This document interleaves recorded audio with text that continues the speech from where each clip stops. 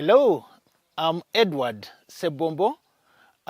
This is Mityana, Uganda.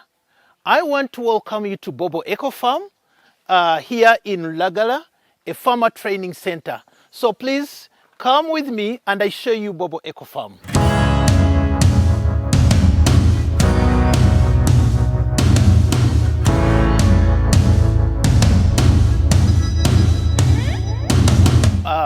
On this site we have three processes going on.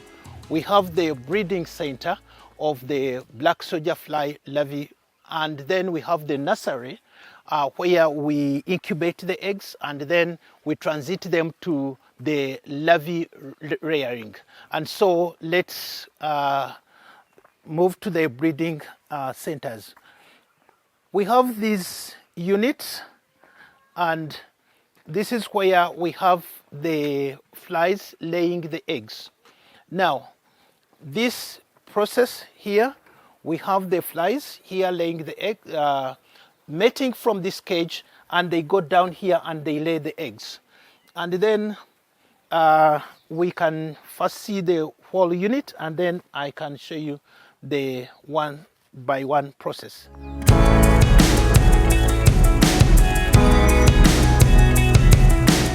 So let's talk about this process. Here in this unit, here in this unit, we have the fly, the black soldier fly, laying the eggs here in this unit, where we pick the eggs and take them to the nursery. Now, the different sections of this process, this is what we call the larve cage. The larve cage is where we have the insects mating. Here at this place, they need three factors. They need the right temperature, which should be at this location between 27 to 32 degrees. It does very well for them. You need the right level of humidity, which should be between 30 to 70 relative humidity. And then you have the direct rays from the sun, the blue wavelengths of the sun.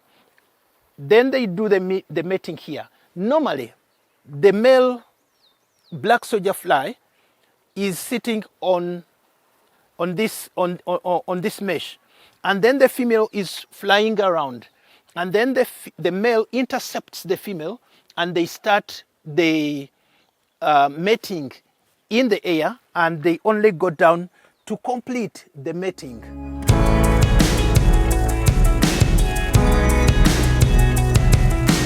Now, after mating, like 30 minutes they are there, then they go down in this chamber to lay the eggs. Now, what we do normally, we put an attractant down this side, where they come and lay the eggs. For example,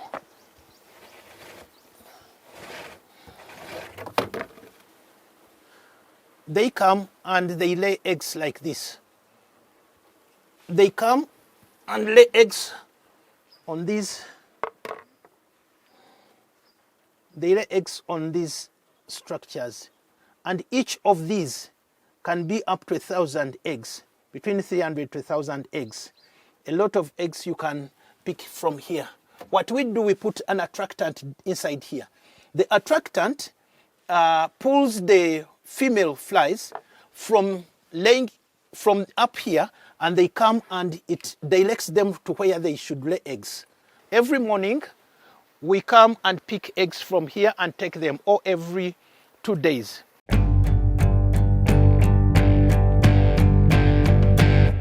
From the breeding center, where we have the flies laying eggs, we come and harvest the eggs every day. And if you can't do it every day, you have to do it every 2 days, no more than that, because on the third day, the eggs will be starting to hatch. And so every day we come and harvest our eggs.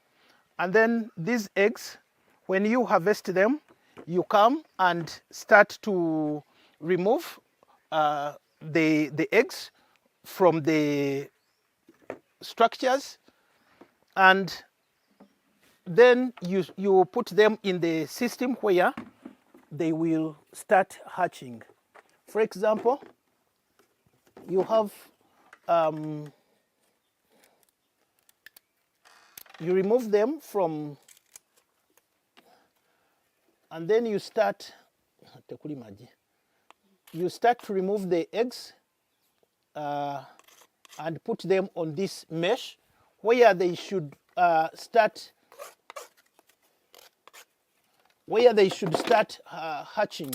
The hatching will take place. We use this mesh. We become very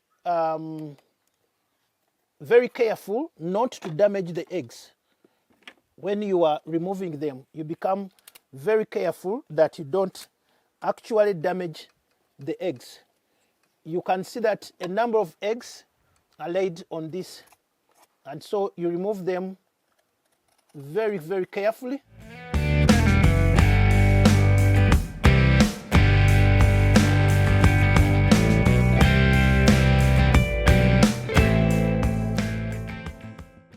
Now, when we bring our egg harvesting kits, then we bring them on this mesh. And there you have to remove them very carefully so that you don't damage the eggs. And we put them on this mesh. All these are eggs, but we remove them with care. And you put them on this mesh.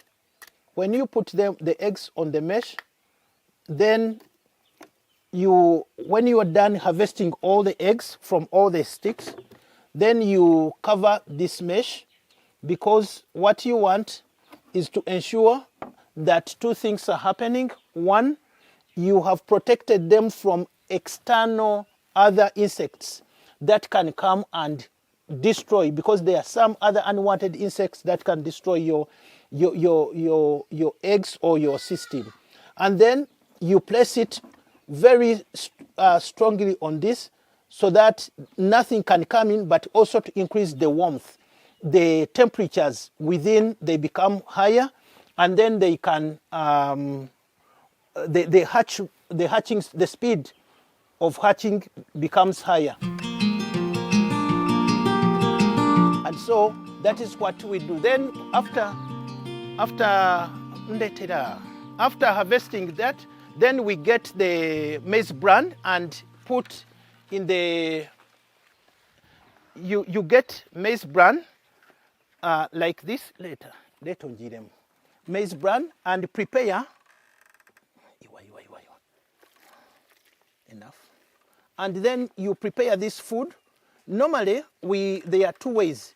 You have to make sure that this food is prepared before you go to harvesting, and it is fermented, because they are young and they are not able to eat very tough things. They are not able to eat very tough things. Enough. And so you may want to make sure that the food is fermented. And normally, because they are still young, you have to make sure that you have prepared it very well. After that, then you get your instrument and you put it here, this kit. Now, what will happen is that on day, these ones are going to start. The third day of these eggs, they will start hatching, and they fall directly into food. Now, these eggs are not going to hatch on the same day. Now, what you do, you get more every other 2 days, remove this and sit it onto another one. Why? Because if you leave them here for like 6 days, as they are still hatching, you will, at the end, you will have older and young larvae in the same. You will have the older and young larvae in the same container, and it will make it difficult for you to harvest and sell, or harvest to give, because some are young and some are old. So to ensure homogeneity of your harvest, make sure that it is there. Once 1 day or at maximum 2 days, and keep them moving till there are no more eggs that are hatching.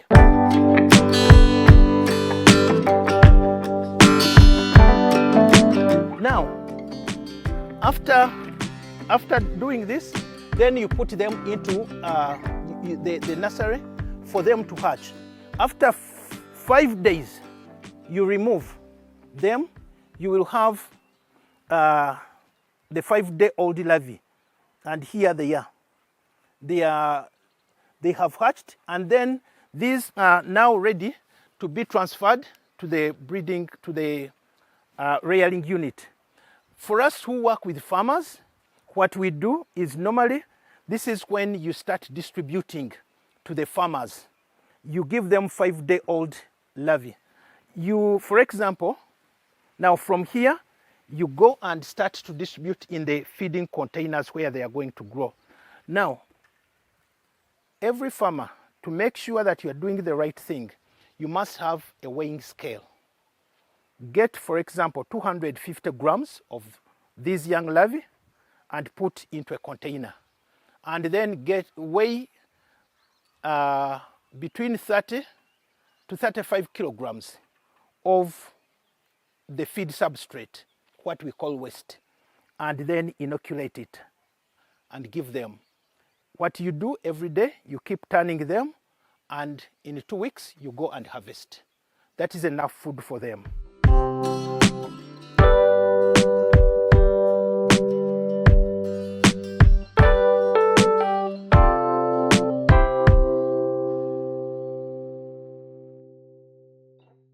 So when our mealworm, our black soldier fly larvae grow, then like from the nursery, 5-day-old, the 5-day-old, and then 2 weeks later, they are ready to harvest. When we harvest, we just pick the containers. We just pick the containers and pour them on this mesh. And so normally what will happen is that the spent substrates will pass through the mesh, and there we are trapping them here because they are good fertilizers. The larvae, they will now be clean of the waste, the feed substrates, the waste, the spent substrates. Now what we do is to harvest them off this, and then we go and then start the slaughter process. The process will involve, for example, boiling water and then dipping them in boiling water so that they quickly die without inflicting much pain on them.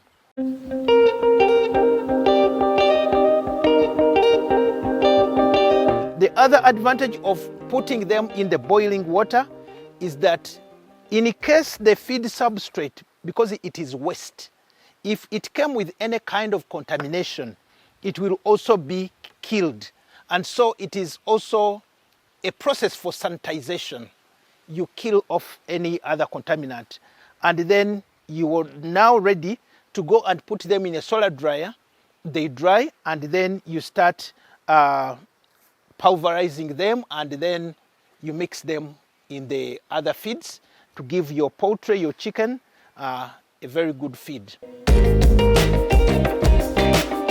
When we harvest our larvae, for example, like this,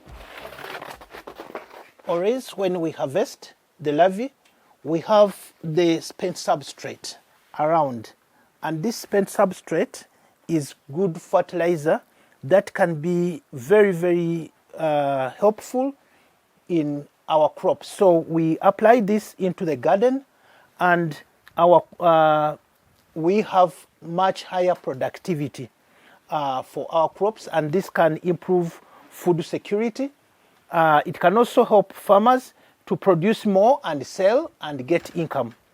When we harvest like this BSF, the BSF, it's very, very fast. Within just like 24 hours, a few hours, it has eaten up, and it is done. Now, this fertilizer is not actually yet ready, this compost. You have to put it with other substrates and keep it for at least 1 month. Probably two months would be better, so that you have a mature compost that you can introduce into the garden. Avoid just picking it straight and put into the garden, because it will instead burn your crops. And so we have to make sure we have prepared a mature compost. We have allowed it to mature. And then we will have incomes and food security.